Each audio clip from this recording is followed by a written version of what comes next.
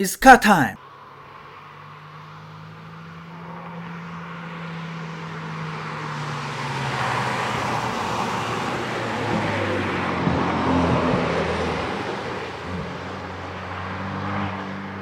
네, 안녕하세요. 카타임 토마입니다. 네, 작년과 마찬가지로 올해도 많은 신차들이 나오고 있는데요. 그 중에서도 많은 분들이 기다리시는 자동차가 바로 5세대 스포티지라고 생각합니다. 이미 티저 이미지가 공개되었고 도로에서도 테스트카가 많이 보여 출시가 임박되었다는 것이 실감나고 있습니다. 저도 며칠 전에 영도고속도로 쪽에서 테스트카를 목격했는데 아쉽게도 영상으로 담지는 못했습니다. 드러난 램프의 디테일들을 보니까 실물이 괜찮을 것 같더라고요. 상당히 수준 높은 그런 마감을 좀 볼 수 있었는데요. 아시다시피 스포티지는 세계 시장에서 가장 많이 팔리는 기아 자동차죠.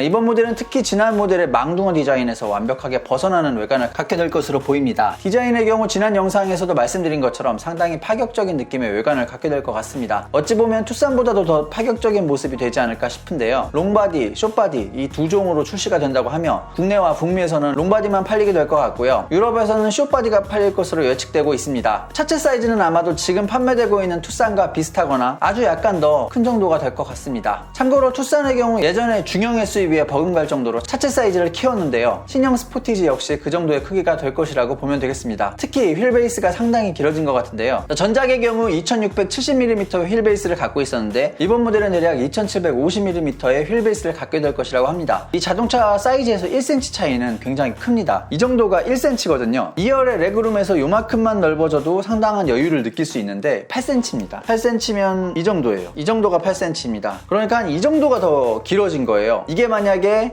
실내에 모두 투입됐다면 어마어마한 레그룸에 여유를 줄 수 있을 거고요. 여기서 반만 더 길어졌다고 해도 상당히 넓은 실내 공간을 갖게 될 것이라고 볼 수 있겠습니다. 그리고 실내에는 파노라믹 커브드 디스플레이가 적용되어 있어 세련된 이미지를 연출할 것 같습니다. 지금까지 나왔던 파노라믹 커브드 디스플레이 중에 가장 예쁜 곡선을 그리고 있는 것 같아요. 그래서 기대가 되고요. 강화된 에이다스 역시 기대가 되는 부분입니다. 양산 시기가 7월 1일부터라고 하는데요. 사전 계약은 아마 이번 달 중순부터 시작할 것이라고 볼 수 있겠습니다. 생산은 광주 이 공장에서 하게 될 것이라고 하고요. 연간 생산 대수는 18만 9천 대 정도가 될 것이라고 합니다. 7월 한 달간 내연기관 차량은 6,400대 그리고 하이브리드 차량이 1,000대쯤 생산될 것이라고 하는데요. 하이브리드가 따로 출시되는 것이 아니라 내연기관 차량들과 동시에 출시될 가능성도 있어 보입니다. 현재 알려진 바로는 엔진 라인업이 1.6 가솔린 터보 그리고 2리터 디젤 그리고 1.6 가솔린 터보 하이브리드 이 세 가지로 이루어진다고 합니다. LPG 라인업이 추가될 수도 있다는 뉴스가 나왔었는데요. 현재로서는 확실한 것은 아닌 것 같습니다. 그리고 해외 자동차 매체를 통해서 전자제어식 어댑티브 댐퍼가 적용될 수 있다는 보도가 나왔는데요. 아마도 해외 수출용에서 적용되는 것 같고요. 이 사양이 내수용에는 적용되지는 않을 것 같습니다. 지금까지 온라인에 떠도는 정보들 몇 가지를 추려서 말씀드려 봤는데요. 출시 전까지 저도 좀 더 모니터링을 해보도록 하겠습니다. 그리고 의미 있는 이야기들이 나오면 다시 한번 영상으로 말씀드리도록 할게요. 이상 영상 마치겠습니다. 도움되셨다면 구독과 좋아요 부탁드릴게요. 시청 감사합니다.